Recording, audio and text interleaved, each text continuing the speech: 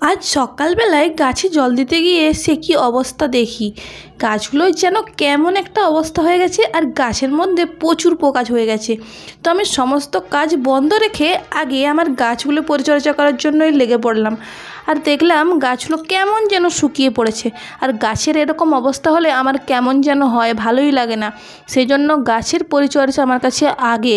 তো এই যে দেখো, গাছে কিন্তু প্রচুর পরিমাণে লঙ্কা ধরেছে।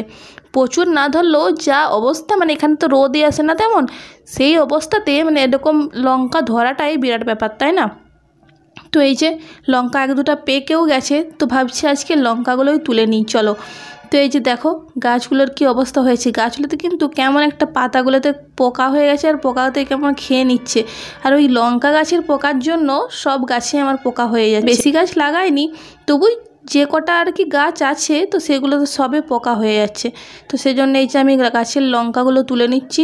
এরপর যদি লঙ্কা ধরে ভালো, আর তারপর না হয় গাছগুলো বাদ দিয়ে অন্য কিছু লাগানো যাবে, তাই না? আর ওই যে দুটো নয়নতারা ফুলের গাছ লাগানো ছিল, সেগুলোও দেখছি আজকাল আর ফুল হচ্ছে না। আর এই জন্যই আমার বিশেষত এই পরিচর্যাটা করার দরকার আছে। মাঝে মাঝে ফুল গাছগুলোকে যত্নও নিতে হবে, না হলে হবেই কেন। আর তাছাড়া মনে হয় শীতকালে এই ফুলগুলো হয় না, কমে যায়। গ্রীষ্মকালে কিন্তু ফুলগুলো খুব ভালোই হচ্ছিল। তো দেখো তুলতে তুলতে কিন্তু আমার অনেকগুলোই লঙ্কা তোলা হয়ে গেল। 4টা গাছে লঙ্কা ভালোই ধরেছে। এখানে যদি রোদ ভালো হতো তাহলে মনে হয় আরোই ভালো ভালো লঙ্কা হতো। তো যাই হোক, যেটুকুই হয়েছে সেটুকুই ভালো। গাছের লঙ্কা তো নিজের পরিচর্যা করে লাগানো হয়েছে, তো এটার কিন্তু মজাই আলাদা। তো যাদের এরকম গাছ লাগানোর ভালোবাসো, গাছের পরিচর্যা করতে, তারা বুঝবে এই ব্যাপারটা। তো দেখো অনেকগুলো লঙ্কা কিন্তু এখনও রয়েছে, এগুলো এখনও ছোটো আছে, এগুলো এখন তুলবো না, দেখি কি অবস্থা হয়। তো আমি প্রথমে গাছগুলো এরকম ঝাঁকিয়ে দিচ্ছিলাম, ভাবছিলাম পোকাগুলো বোধহয় পড়ে যাবে, কিন্তু না, এরকম পড়ছেই না, কেমন যেন পোকাগুলো। আর পোকাগুলো হাত দিতেও মন যাচ্ছে না। এই যে দেখো কেমন কালো কালো হয়ে গেছে, পুরো গাছটা পুরো ভরেই গেছে, কি জানি কি হবে।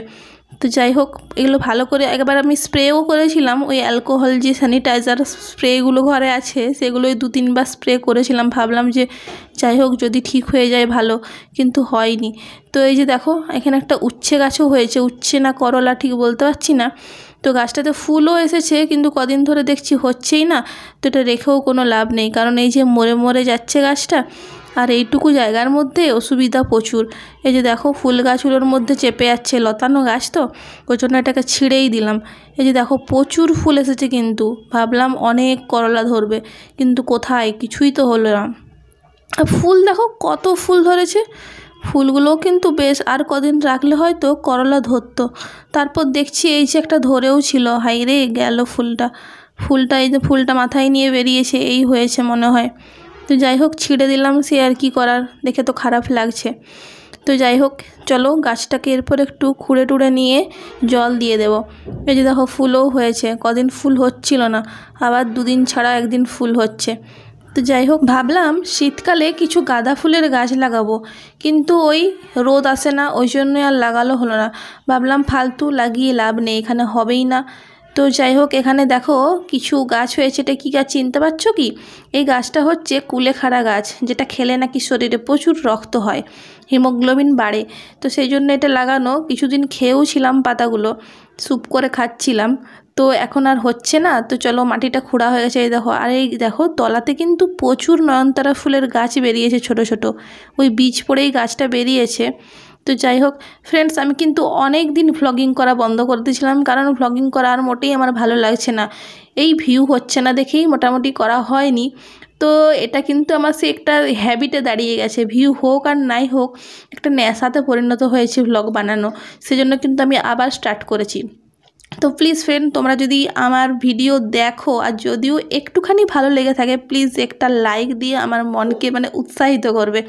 এরকম কি এসে যায় বলো, যদি একটা লাইক করে দাও বা যদি ভিডিও শেয়ার করে দাও, এতে কিন্তু মানুষের মনোবল বাড়ে, আরও ভিডিও বানানোর প্রেরণা জাগে, তাই না? তো প্লিজ যদি সম্ভব হয়, যদি একটুকুও কোনো জায়গা ভালো লেগে থাকে, তো প্লিজ একটু শেয়ার বা লাইক করে দিও।